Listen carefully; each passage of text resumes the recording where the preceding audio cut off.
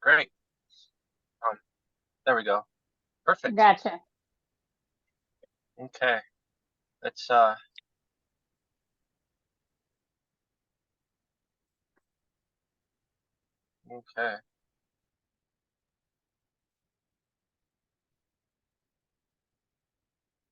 Okay. So we have our host, or excuse me, our guest speaker on the line, Monique. 6:02. Let's give it one more minute to allow everybody else to trickle in, and then we'll get started with our call. Got more people here coming in. Okay.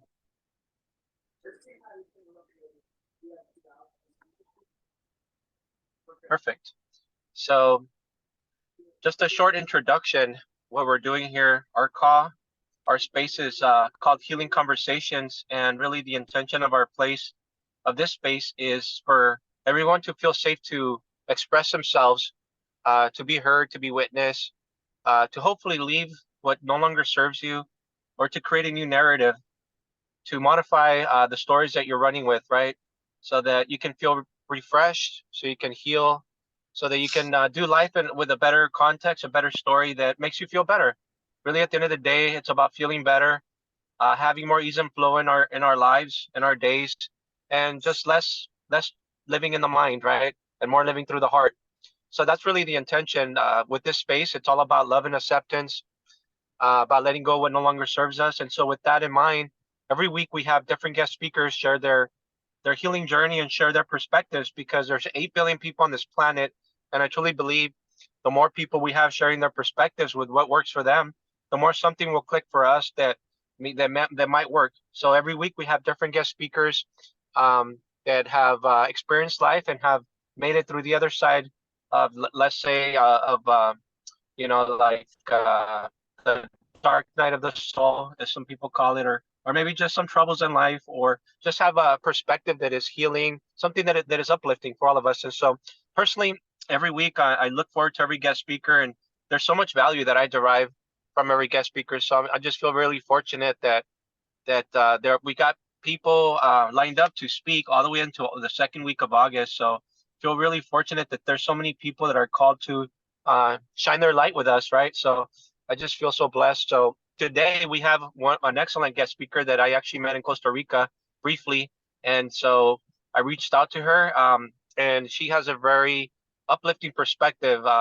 Pretty much we talk, and it seems like her perspective is very much very open-minded, and one that definitely is healing. So our guest speaker today is Monique Claudio, and the topic she will be sharing with us is the way of compassion, integrity, and authenticity for a more intentional world. So Monique is not just a transformational life guide, but she's also a beacon of light on a journey of joyful exploration and self-discovery. So she's traveled the world with playful curiosity, and she seeks to embody a life of joy, peace, and integrity. So today we'll be finding out, like, what does it mean to live with compassion, with integrity, and authenticity, right? Um, we might have our own definitions, so Monique will share with us what her definitions are.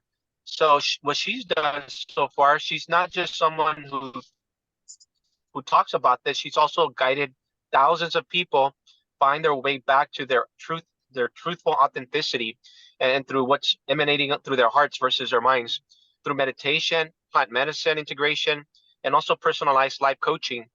So Monique is quite an intuitive, and she'll be able to guide us today, to hopefully guide us from the mind and into the heart, into our own authenticity, and to be more you living a life with integrity, functionality, and compassion, to live with more intention in our lives.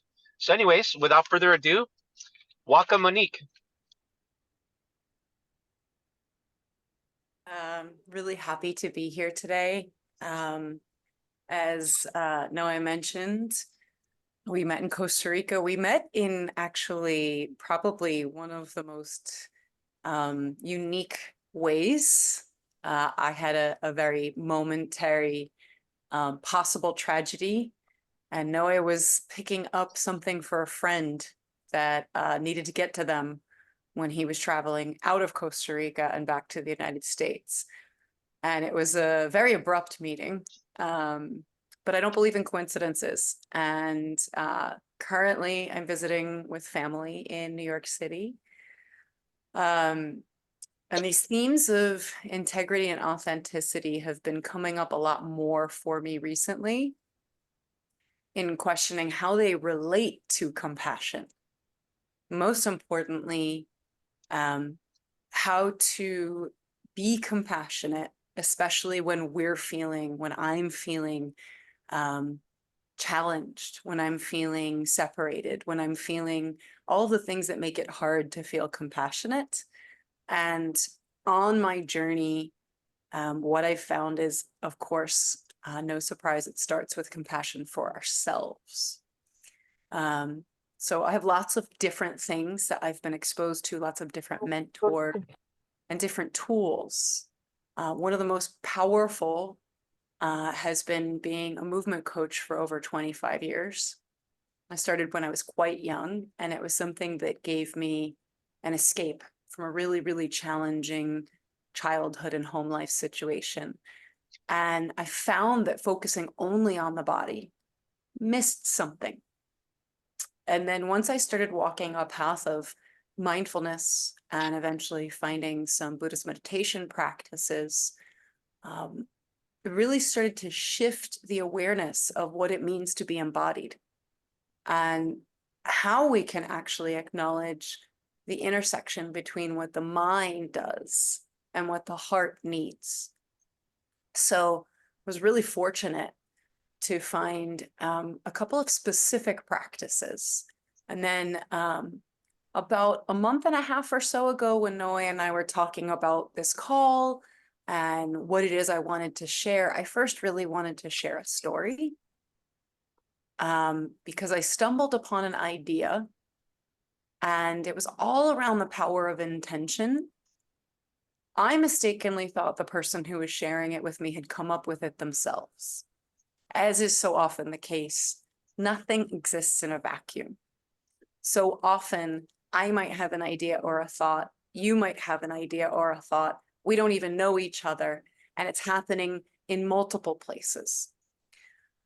So that led me on a journey to eventually learning about a book called The Power of Eight. And it's, if you're curious to learn more, it's someone who decided to do scientific research on the power of intention and create really powerful changes. One of the main things the book talks about is how they were able to experiment with a war zone in Sri Lanka and measure that when they were doing this practice, the statistics on violence and casualties actually were impacted. So our intentions, and when we come together like we are today, are quite powerful. While I was moving through this intention practice, I invited someone to try it with me. And what came out of that, the few people that I invited to try it with me, there were some beautiful things that came of it that I myself wasn't even expecting. Most importantly, the personal experience I had was something that created more calm and peace for me. So I'm always gonna want to do something that's simple, accessible to all beings. It doesn't cost money, and it's easy. So if you choose to go check out that book or any of the information around that, you can come up with your own relationship to it. One of the ways that I was able to infuse this intention practice with a little bit of a kind of set of training wheels for maybe people who have never done Buddhist meditation or what's known as compassion practices. So one that some of you may have heard of, or that if you were to Google it, is easy to find, is sometimes referred to as metta or maitri. And these are also translated then as loving kindness meditation. I was exposed to this for the first time in 2011 when I was going through a yoga teacher training. And the main person who held that training had trained with some Buddhist Rinpoches, one in particular. So really deep on that path of Buddhist meditation.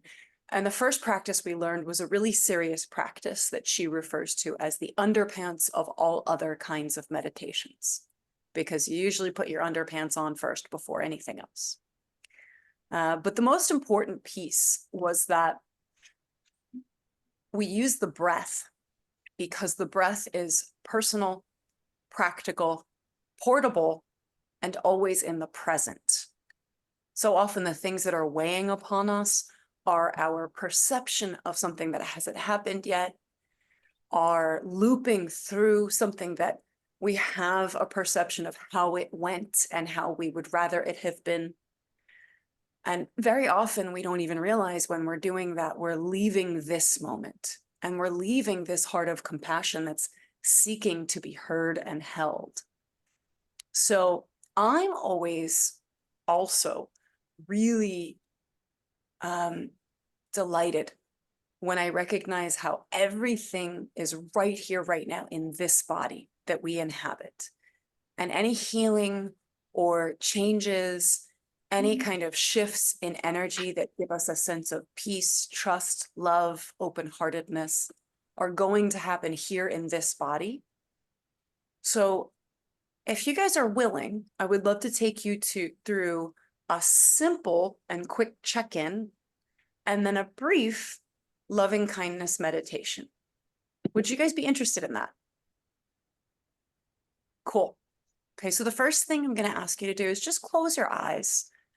You know, obviously, if someone's driving a car, hopefully, I see one person with their eyes closed in a car, but I think the car is parked. So just close your eyes and do a brief check-in. Just notice your breath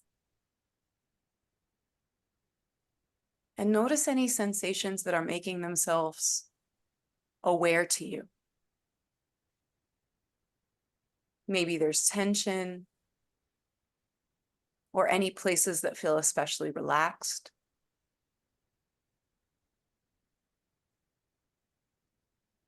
Notice the temperature. Does it feel hot? Does it feel cold? Does it feel somewhere in the middle? And notice if there's any emotion or feeling that's making itself obvious. If you have a name for it or a way to describe it, allow yourself to check in with that. So it could be something like stimulation. It could be something more intense like sadness, fear, curiosity. Once you identify the primary feeling you might notice, maybe you don't notice any, or you might notice more than one. Can you also recognize where in your body you may notice that the most? So if it's curiosity, where does curiosity live in your body in this moment? It could even be something like anger. And so this is just a really easy check-in. When I work with clients, I might do a more involved version of this to even illustrate how we can work with our sensations, our emotions, our present experience. And now we have so much more power than we realize we have when we check inward.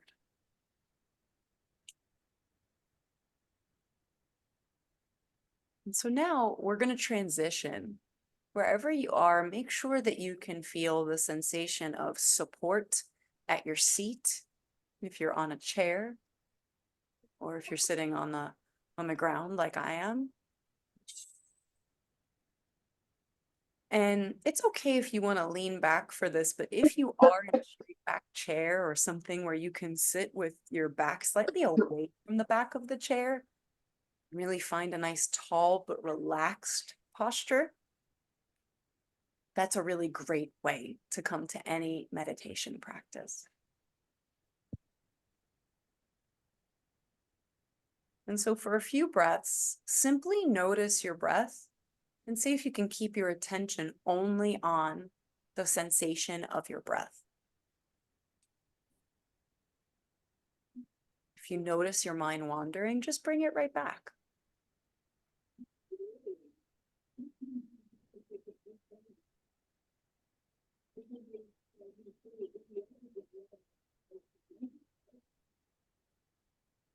And so this practice has multiple steps, but we're going to start with the very first and most important one. It is said that you could spend a lifetime perfecting just this piece of it. Now that you're aware of your breathing, on your next inhale, say to yourself, "May I be filled with loving kindness." And just exhaling naturally when you're ready. On your next breath, "May I be well."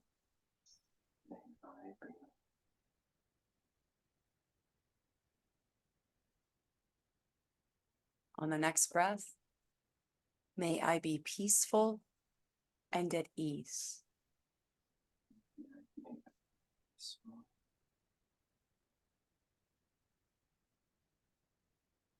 And inhaling again, "May I be happy."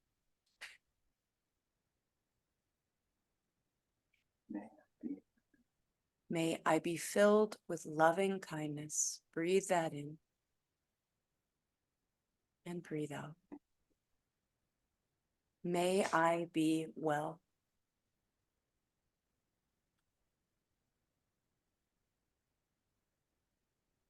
May I be peaceful and at ease.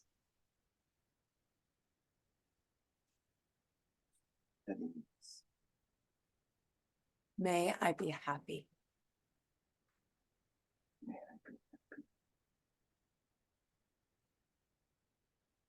May I be filled with loving kindness.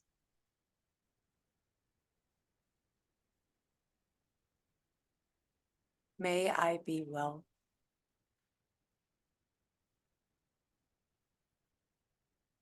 May I be peaceful and at ease.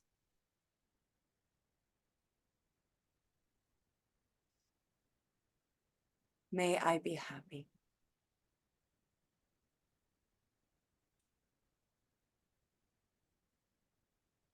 And so at the most basic level, that's pretty much the entire practice. Just breathing in wellness, peace, love, happiness, ease.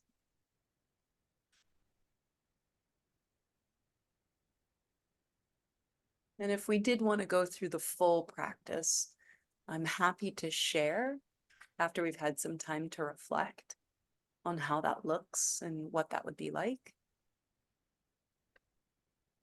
In this moment, let's do a second check-in. So once again, noticing your breath, noticing your sensations in your body, noticing any feelings or emotions that are more apparent now.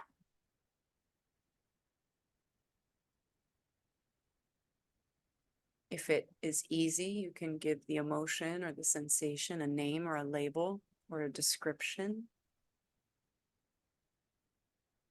And notice where that lives in your body.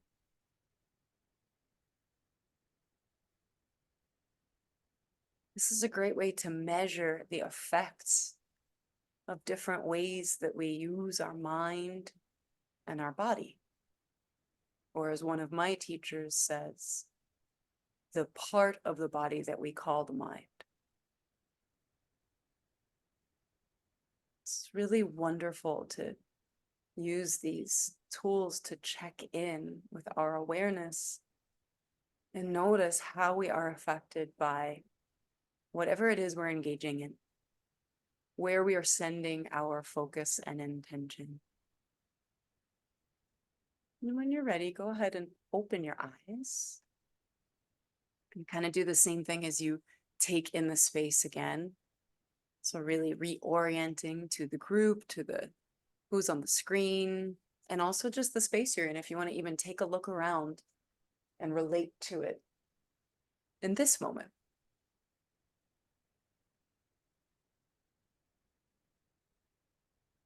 And now I would love to open up the space for any awarenesses, feedback, discussion, questions. Because I know Noe mentioned that that's a good portion of what we do here.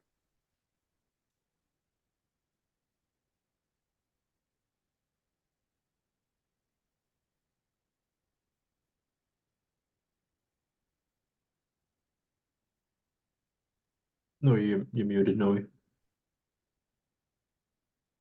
This would be a great time to inner reflections. Now that we have Monique with that technique that she just showed us, any sensations that you might have felt, anything that maybe it's hard for you to put into words, this would be a great time to ask Monique so she can guide you to see what's going on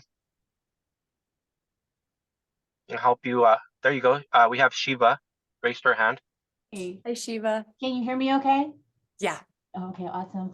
So yeah, I really enjoy participating in group and guided meditations, and to have a wonderful voice kind of direct you through wisdom that they've been exposed to.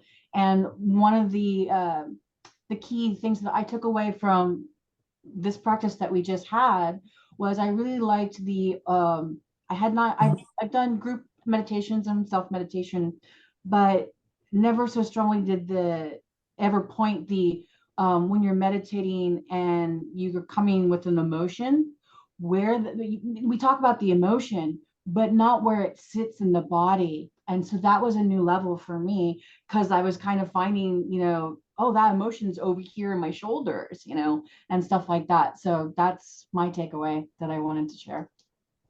Yeah. And thank you for sharing. Yeah. Did anyone else, show of hands, feel something in their shoulders when they checked in with what they were noticing in their body? Yeah, so this is my favorite thing about these kinds of practices. They're so universal. And if we wanted to elaborate on that, there's a way to give ourselves even further ownership when we're feeling like overwhelmed or overstimulated or in a dysregulated state, or feeling such intensity like despair, or at times these feelings of feeling abandoned or feeling disconnected. So it's a really, really helpful thing to acknowledge the bodily experience, because that's where we have any power. That's where we can really be rooted to the moment, especially because I've been doing a deep dive on complex trauma. And one of the things those of us who resemble some of the symptomology around complex trauma, because it is a complex subject, is dissociation. So are you all familiar with this word? Yeah. So it's making its way into more popular culture, but it basically means leaving the body and essentially right? Associating outside of whatever's going on. Often it's a protection mechanism or something that we learned to get through difficult moments.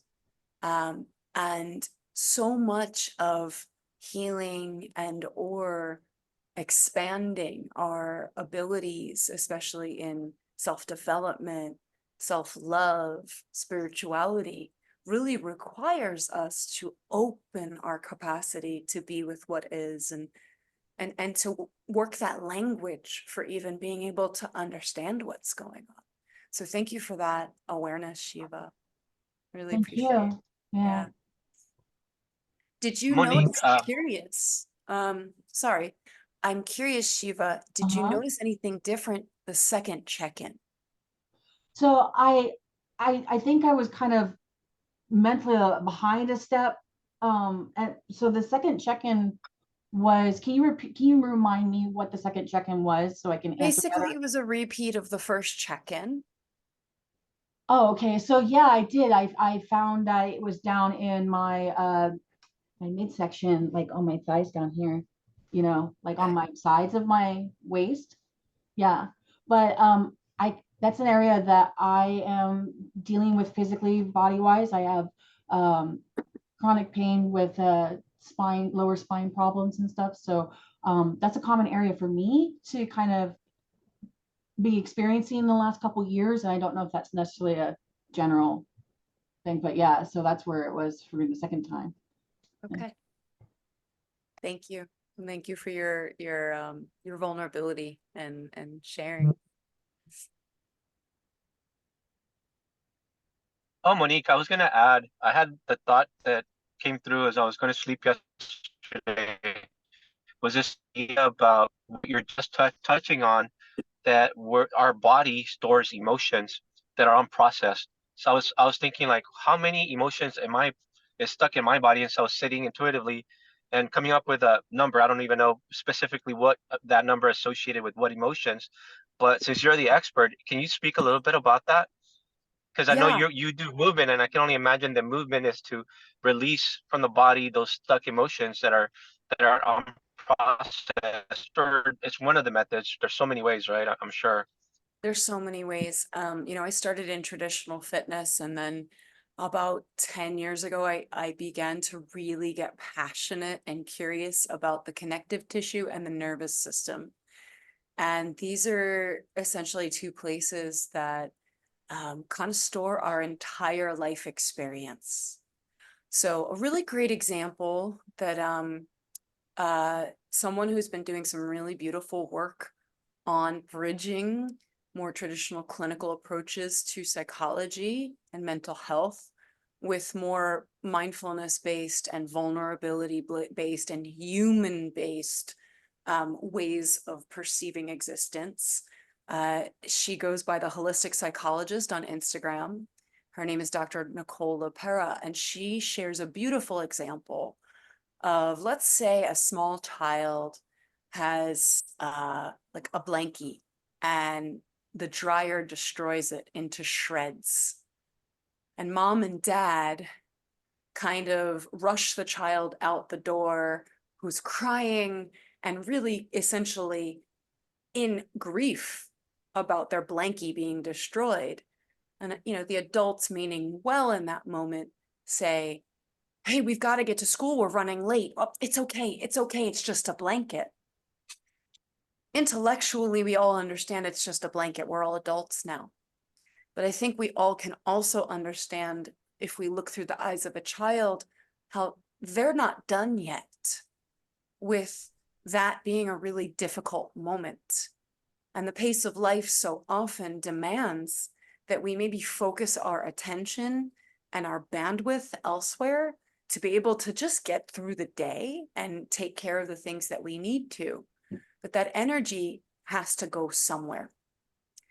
And a lot of times it just sort of gets deposited anywhere in the body.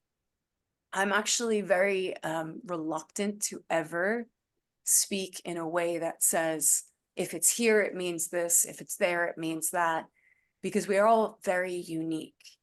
And my shoulder tension may mean completely different things than your shoulder tension. Or you see this a lot in yoga classes. Oh, difficult emotions are stored in the hips, or your big toe, or even your ear, or even the tissue on your skull. So it's really important, and the reason that I invited us to do this check-in in the way that we did is to take our power back and remember that the only expert on what you've experienced and what you are experiencing is you. I'm no expert on you. I know some things, and I'm going to share them because they work for me and they work for a lot of people. But you've been you longer than I have ever even laid eyes on you. Thank you, Monique. Thank you. Excellent. Yeah. So I'm curious if anybody has anything to share about specifically the phrases, that piece of the meditation. May I be filled with loving kindness. May I be well. May I be peaceful and at ease. May I be happy.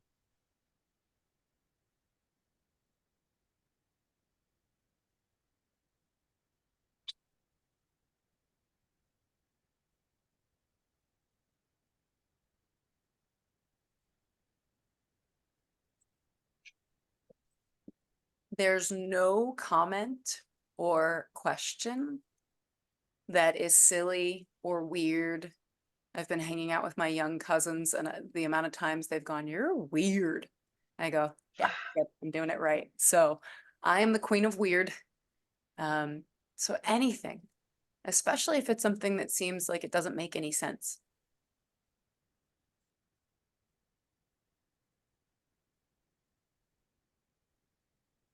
Can I'll you share. unmute yourself? Oh, okay, Thomas, and then Luciana. For me, I like the meditation. It was nice. I don't meditate enough, and I know I should do it. That's a judgment on me. But as I was going through the meditation and the phrases, I was also doing it through my heart as I breathe in and out. Just because the nerd side of me is like trying to incorporate heart math. I don't know if anyone has heard of heart math, Yeah, they're but great. yeah, along with heart math and maybe also some energy work with like chakra and like crown chakra and earth chakra and like I forgot what that practice was called, but I was just integrating a lot of other techniques along with the meditation and the phrases, which is helpful. You know, I just like to do everything that works, you know, like it might be a lot, but you know, I was envisioning energy going through my body into the core of the earth and like up through source and up through my crown chakra and enveloping me in light, and also the words and the phrases and going through my heart, trying to get heart coherent at the same time. So there's a lot going on while I was doing that meditation, but you know, that's my 2 cents there. Thank you so much, Thomas. Well, I think did I unmute the phone? I mean Yeah, I can hear you. the We can hear sound. you. Okay. Yeah. To me, I guess the breathing helped, you know, and it is something that I've been working with a lot. You know, it's kind of like bringing you to the present. But when some of what you said, like, you know, to repeat, it kind of, I felt, but this is me personally, kind of like a blockage, you know, like as if, do I deserve that? You know what I mean? So that is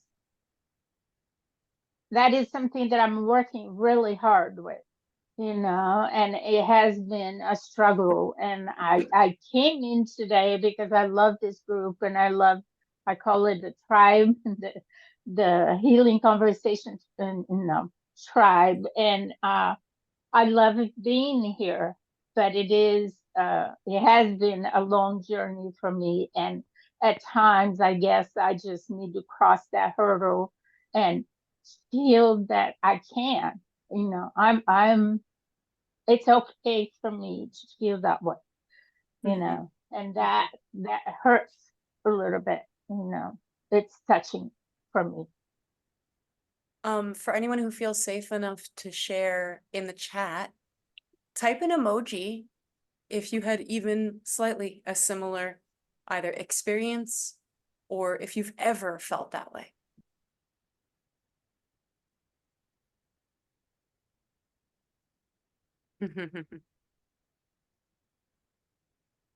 I can tell this is a really wonderful group, but you know, being together is part of the medicine. How many of you know nursery rhymes like Twinkle, Twinkle, Little Star? Why do we remember those words? Luciana, I want you to answer. Well, to me, it's kind of a double meaning for me, because you know, I came here to the United States. I'm originally from Brazil, and I came to the United States in 1989. So when I had my kids, I learned all that. So it may be different from somebody that was born and raised here and hear that. And I can tell you definitely, like, I'm in between two countries. And I remember sometimes it just comes out of nowhere. Some of my nursery rhymes from Brazil, like in Portuguese, and others, I just, it's here, it's with my kids and now my grandkids. So yeah, I don't know exactly why I remember, but I do. I remember all of them, and probably more than most of you. Well, that's beautiful because I've chosen to live in Costa Rica and I was never fluent in Spanish when I moved there. I'm still not. So I feel a resonance with you on that. Yeah. Yeah. So my question was a little bit of a leading question. It's because the words are so simple and we repeat them, especially when we're with children, over and over and over. And so I want to gift everyone, especially you, Luciana, the permission to be patient with yourself, especially when we feel these blocks. I can promise you this, there have been times I've done this practice, and I've done this practice for a long time, on and off, consistently, inconsistently, and I've had beautiful things come from it. But I definitely, at least more than a few times, have felt all of the intensity of any kind of love I didn't feel I've received, or where I have blocks, where I feel unworthy. And that's the alchemy of a practice like this. It's kind of like taking a crying baby and holding them and telling them, keep crying, it's okay, I'm not going anywhere. So that block is beautiful because it helps you remember that there's a value. And for all of us who are doing, Thomas is energy work and grounding it in, and we're feeling into our bodies. These kinds of phrases, the reason that they're called compassion is because they really are an alchemical signal. They are a spell. Our words are spells. If I say the word tree, it has a very different energetic than the word rock. And then I could get more specific and say something like weapon, right? When we hear the word weapon, a different energy comes alive in us. So may I be filled with loving kindness. If we notice a block, that means it's working. That means there's something that's wanting to break through to our heart. And our heart is saying, I'm not sure how to let you in. And so as we breathe and repeat it, it becomes like a mantra or an affirmation.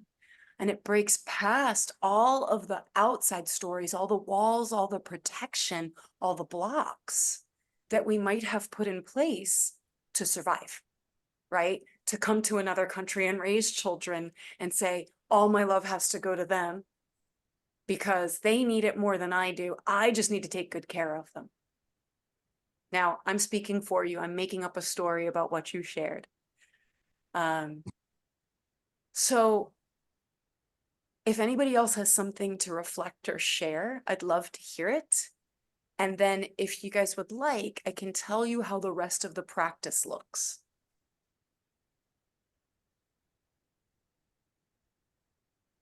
Is there anyone else? Is there anything coming up in this discussion?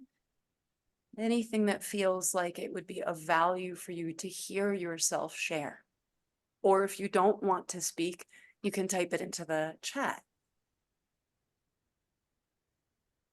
I would like to just add to what you just said. I feel like a lot of us, I know I have in the past, thought that I'm not worthy. It's like a fundamental misperception of human, right? We feel like we don't belong, we're not worthy, that somehow we have to do something to be worthy, right? It's just how life is expressed, right? I feel like it's a fundamental thing that I've noticed, and just like everybody. So even saying I am worthy, right? I do belong. I am worth it. I feel like what you're teaching us is so beautiful, because a lot of us are just don't even acknowledge these feelings, right? And so now that they come up when we're triggered by this compassion meditation, I feel like it brings up some good awareness for us to like really sit with it just existing, we already are worthy because we exist. Just like really sinking into that thought. We are, therefore I am, therefore I am worthy. You know, I had a thought a few weeks ago. What would happen if we wake up and say, I am blessed, right? Again, I am blessed. I am worthy. Just those thoughts alone are so powerful. Like you said, our words are spells. We're speaking, we're thinking and speaking our reality into existence. A lot of times we wake up with, oh shoot, here we go again. Oh my God, I don't like this. I have to, I need to, I should. Instead of I want to, I'm inspired. I am worthy, right? I think this all goes in line with what Monique's talking about. Yeah. And the phrasing is very powerful too. May I? It's a very coming Permission. from a respectful, humble desire, so that if we don't feel worthy today, we are basically requesting that we allow ourselves, or that we are allowed to connect with that if it's available. So this may I be. Oh, there it is. Yeah. Is honoring that we are worthy, and if we don't feel worthy, can we please maybe get there? That was so fun. I think he was That cheering was great timing. cheering for what I was saying. That was great. Okay, so there was in the chat, Ava. Is it Ava? Ava? I'm gonna say Ava. Ava requested that we do the rest of the practice, and I think the rest of the practice will help us all understand why it is a worthiness practice.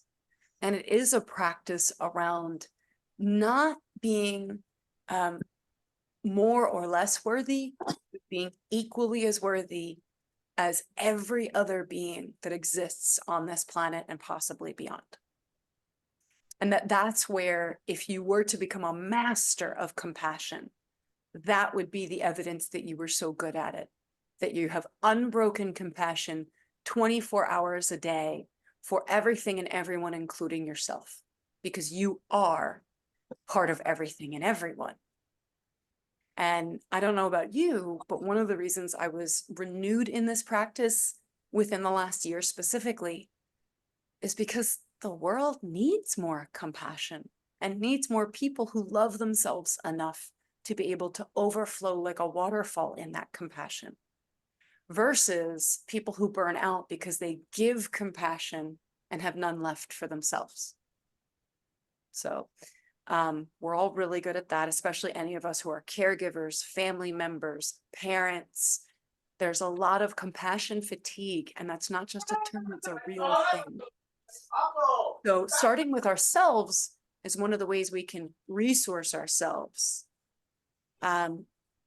So if everyone would like to, I'll share the rest of the practice, and I'll do it really kind of a brief taster of the next several steps, because there's essentially 4 steps.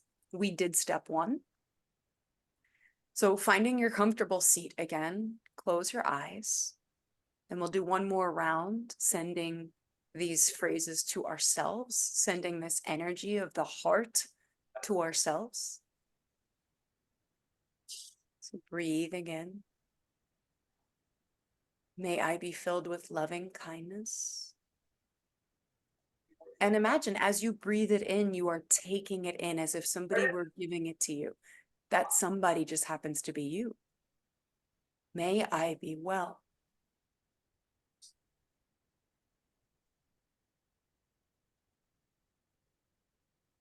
May I be peaceful and at ease.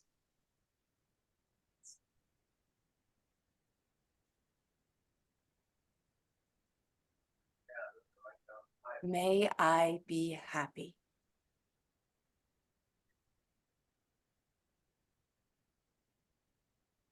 And so now we transition. Imagine sitting before you as someone that you care for very deeply. and someone that it's easy to care for. It could be a friend, a relative, a pet. And so here's where we take the same phrases and give them to someone else. So breathing in, may you be filled with loving kindness.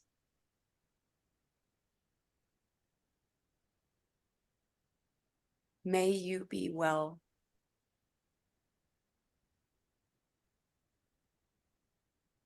May you be peaceful and at ease.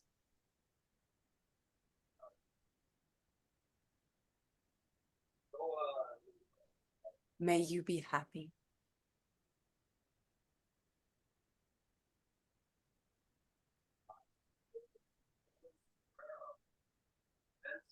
May you be filled with loving kindness.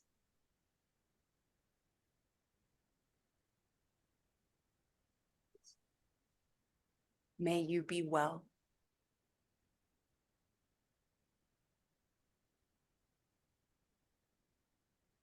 May you be peaceful and at ease.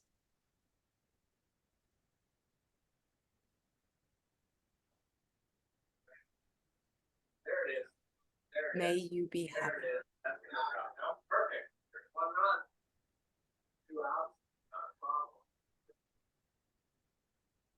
And so here's where we take this compassion muscle and we flex it a little bit more, like heavier weights. Imagine sitting before you now is someone you have challenge with. Could be someone that you easily disagree with, someone who has created some hardship for you. Maybe they owe you money. That's one I like to work with a lot. Someone who maybe you love them, but it's not so easy. And so once again, we say and breathe in, may you be filled with loving kindness.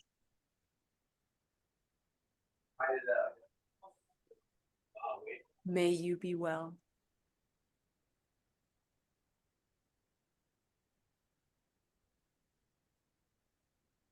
May you be peaceful and at ease. Yeah, oh, Marcos, you're amazing. Dude, 9.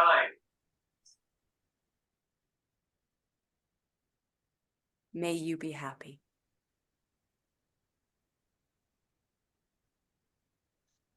May you be filled with loving kindness.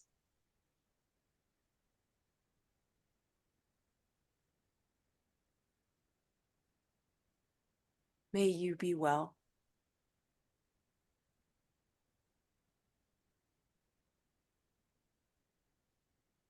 May you be peaceful and at ease.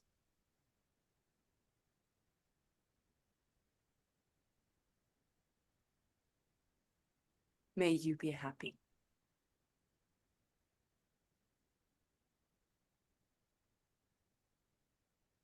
And now we shift to one that's either easier or harder depending on how you look at it. Imagine someone you barely know. Maybe it's someone who checked you out as a cashier in a store recently. You can connect to the idea of their existence because you know they exist. Perhaps you've even spoken or interacted with them, but you don't know their name, for example. Maybe it's somebody you walked by on the street, or you were sitting in traffic and happened to just glance over and see someone in the next car. Imagine that being sitting before you, breathing in, sending to them. May you be filled with loving kindness.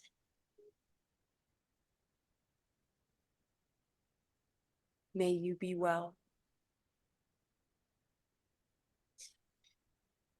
May you be peaceful and at ease.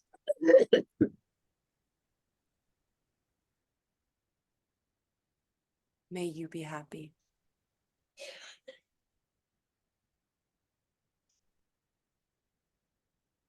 May you be filled with loving kindness.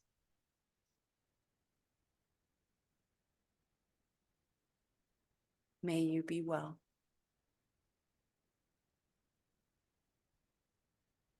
May you be peaceful and at ease. May you be happy.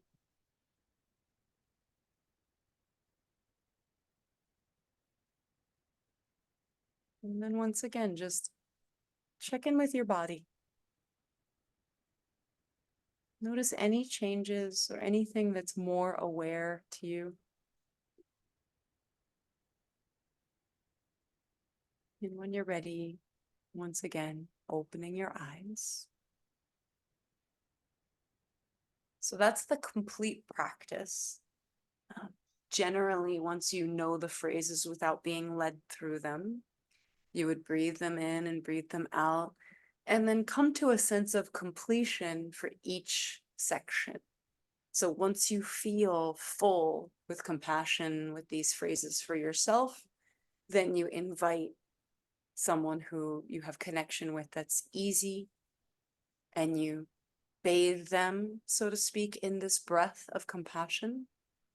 And then once you feel complete with that, you would move to the more challenging person, because that does require, a little bit more compassion. And this is why you could do a whole practice every time with just yourself first to build up those compassion muscles. And I find it really that much more interesting when we get into the last two, when we get into someone we have conflict with or challenge with, and someone who's a little bit less close to us. Because then we start to really recognize how it's for everyone, including, the mosquito that bit you, which would be the advanced form. So if anyone else has anything to share, Richard looks like would like to share. What will give birth to compassion, true compassion? I'm having a what hard time passes- hearing you. Oh, you can you hear me at all? Are you able to hear me at all? I think that's better. Okay. My question is, what will give birth to true compassion now? What will make this organism capable of true compassion? Not the compassion which passes for true compassion, right? Which is made up by your own programming, your own beliefs, your ideas that you've been programmed with, and you say, oh, this is compassion, which is a limitation of the true compassion. So what will give birth to true compassion? That's the first question. And what will give birth to it now? Not tomorrow, not working on it, not little by little getting there, right? Getting closer to it, but fully, completely, totally now. And not just temporarily, not just for an hour, a day, a week, but 24/7. So that when I go to work, when I go to school, when I raise my children, I am acting from that place 24/7. Mm-hmm. That is the question. What will do it now for each one That's of a us? great question. Unfortunately, I don't have an answer for you, because it sounds like that's your question to contemplate further. And essentially most of the best teachers I have always say, what's your answer? Could we They not don't answer find out? questions. They Could we not find out what is preventing it? yeah. And then knowing what's preventing it, freedom.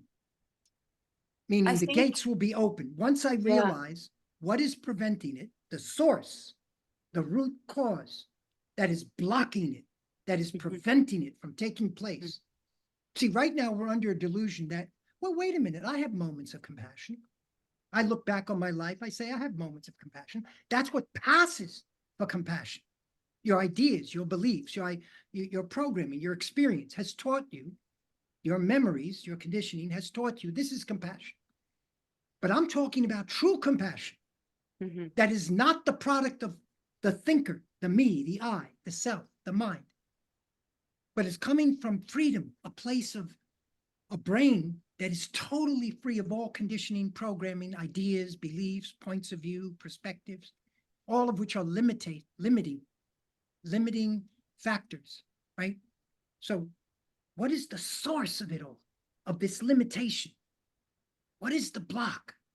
Mm-hmm. Can we ask that question? And then seeing what the block is, there's an immediate freedom from the block. Yeah. But as long as I'm hallucinating, I'm dreaming, I'm confused, I'm lost. I say, do this practice, do this method, do this mantra, pray, chant, do yoga. Who's doing all that? It's the block. The block can is I- doing it. Can I answer Go ahead. from my personal experience? Yes.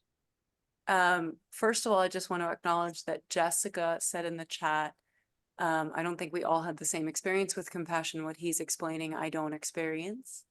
And I think that's the answer, is allowing all experiences to be true and standing in the discomfort of that, to me, is my relationship to active compassion. Not compassion when we're sitting here doing this practice and it's easy because we're in a comfortable chair. I have a nice tone of voice. And an example of this is I actually have brought this practice out into my life. When I'm in the middle of arguing with my mother and I walk away from her, I immediately start doing this. May I be filled with loving kindness. May you be filled with loving kindness. And I bring myself back to the memory and the knowing that what we're disagreeing about isn't the thing. That is the story, that is the illusion. And that what truly exists is my desire for her to be well, for her to be healthy, for her to be free of any illusions. And that if I have participated in any of that, even in a brief moment, can I come back? Can I release who I think I say she is? Can I release what maybe has been done or said? And can I acknowledge, and this is where the authenticity and the integrity piece come in, when I fucked up, pardon my French, when I've been discompassionate. To me, personally, the more I can acknowledge when I feel blocked, that's me being compassion and saying that's okay too. So I love that, But who's doing Monique. that? Who's doing that? what'd you The say, me is Richard? doing that. The me that is full of irritation, triggers, antagonisms, violence, confusion, says, I'm going to chant a phrase. I'm going to do an affirmation in order to alter. In other words, it's reprogramming. The program is reprogramming the program according to the program. You're trapped. Don't you understand? You're trapped. No matter what you do, the doer is the program, is the conditioning. So whatever it does is a continuation of it. So we have to find out, who Richard, is this? What is this entity called me, the I, the self? What is it? Yeah, Where did it come from? that's a whole there- different is there a me? mastery of different meditation It may turn out there practices. is no me. There's only Yeah.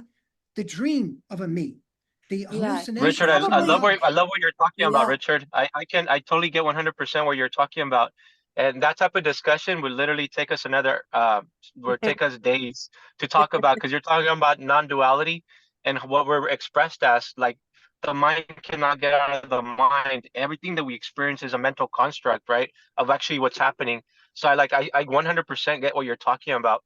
Again, now we're talking about non-duality and how it's expressed as humans, and what are we, right? That's really what this is a different type of question, but Yeah, that's a I way definitely get deeper mastery. yeah, I definitely get what you're talking about. In fact, I've been talking to a couple non-duality speakers about having those type of discussions here also on this forum. I think that would be more appropriate there, but on a separate note, you can contact me directly. These are conversations I have on a weekly basis with other people, about non-duality, about what does this mean, like the walking dream, lucid dreaming, but in this reality, right? Who's doing the what? Again, this would take us longer than what we have time for, but I definitely love your question. Yeah, I also love it. And it sounds like, um, you know, the compassion practices are an offshoot of the original practices that I first learned. One is a Tibetan Buddhist practice known as shamatha. And shamatha is very confronting of a practice. You might actually really love it, but it sounds like you already probably know a lot of practices. And shamatha, most people avoid it who like sweet and fluffy meditation, especially those who like to keep their eyes closed, because it's an open eye practice and it's very, very focused on being present in what is rather than our illusion of what is. So that's also something, you know, separate from this call, if anybody wants to learn about other practices, and this is a discussion I feel is definitely worth happening or having. So thank you, Richard. I appreciate your practice perspective. only, Yeah. what the practice is doing is strengthening the illusion that there's this thing called me who's going to do the practice. You get it? So see the futility of it, the absurdity of it. See I'm it not so now. much focusing on Don't me, I'm wait. focusing on we. Don't think about it. Look Yeah, at I'm it focusing now. on the we here, including everyone else who's on this call. Your brain is So, my brain. It's the yeah. human brain. So we're talking about the human brain, which has evolved for hundreds of thousands of years and has accumulated hundreds of thousands of years of memory. So your brain doesn't belong to you. The baby inherits an ancient old brain with a ton of conditioning in it, right? Programmed. So And we the have the question becomes, technology to go above that. And these practices I have witnessed in real time. And not practice just the strengthens the practices, me. but the embodiment The me is the block. beyond the Go mind. slow. Beyond the mind. Is there anybody No, the else practice involves who the mind. wants to The reflect mind on is this doing the practice today? practice. So can the question is, can Yeah, the I brain would like free to focus itself on the from the mind? practice that's going on for today. Okay. And kind Yeah. of, Yeah, just because Noe invited Richard to take this discussion elsewhere. Because I feel like we are now identifying with the mind and leaving the heart. And that was the focus for today. oh, that's cool. I The mean, freedom from the mind gives birth to the heart. You get it? wow. You can't have both. Where one is, the other is not. So we're asking the question, can the brain, what will We're give birth? not, What we're action? not, we're not. Richard, What? right now, you're identified with this solving the mind piece. We No, want I'm to not solving discuss anything. I'm the pointing out what practice is we all happening just now. experienced. I'm pointing Rich, out. I would love to have a conversation with you. I'm driving out of town right now for an event, but I'm back by Tuesday, and I would love to have this conversation with you on Tuesday if you like. Again, I geek out on talking about non-duality, and I have very simple answers, and I can definitely guide you and help you with that. But like, if you will just allow us to get back to the topic at hand, I would love to have a conversation with you on Tuesday. You can reach out to me directly, and we can schedule a time. Shiva, did you have a question or comment? Oh, no, I was just agreeing that I'd like to continue with the practice that we were working on. Or the next level of it, because I don't know exactly what you guys had planned. Okay. Yeah. Yeah, well, I want to honor everybody's time. We're at 7:05. So, Monique, if you have any closing comments, or if anybody has any closing comments related to our call today, we can bring it back to that and wrap it up. Yeah. I'm just really, really happy to have gotten to share in this space with you, and even to ask questions, reflect on questions. And if anybody has any curiosity, or if you notice something that comes up later, so often the alchemy of these things are somewhat mysterious. And we think that we're saying things. We think that we're identifying with programming the mind, when in fact we are attuning to a vibration that transcends even our human brain experience.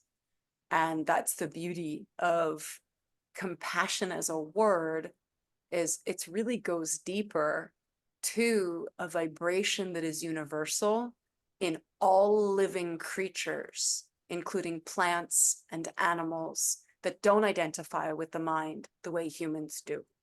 So when we can connect to that level of compassion, that vibration of presence and beingness, you know, that goes beyond I, me, my story, that goes beyond even duality. And it's a pretty beautiful thing when you start to witness all of the things within you that are in resistance to that. And so often that's what the mind is doing. It's saying yes or no, as opposed to.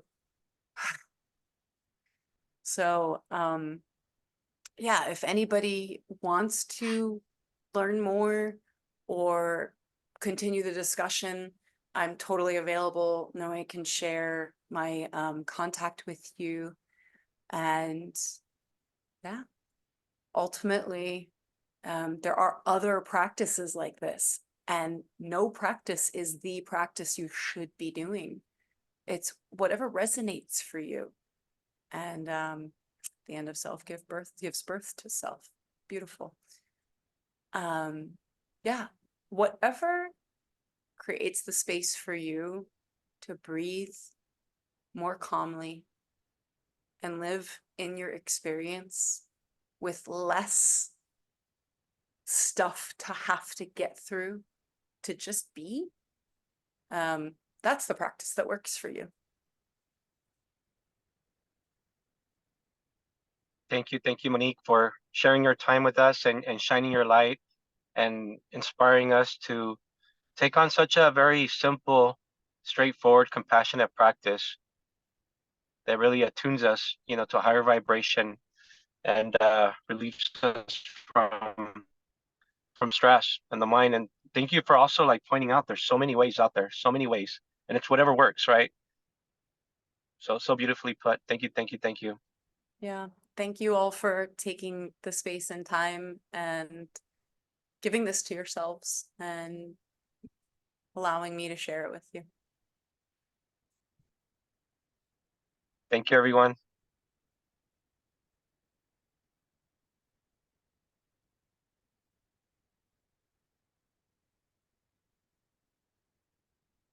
Look forward to seeing everyone next week.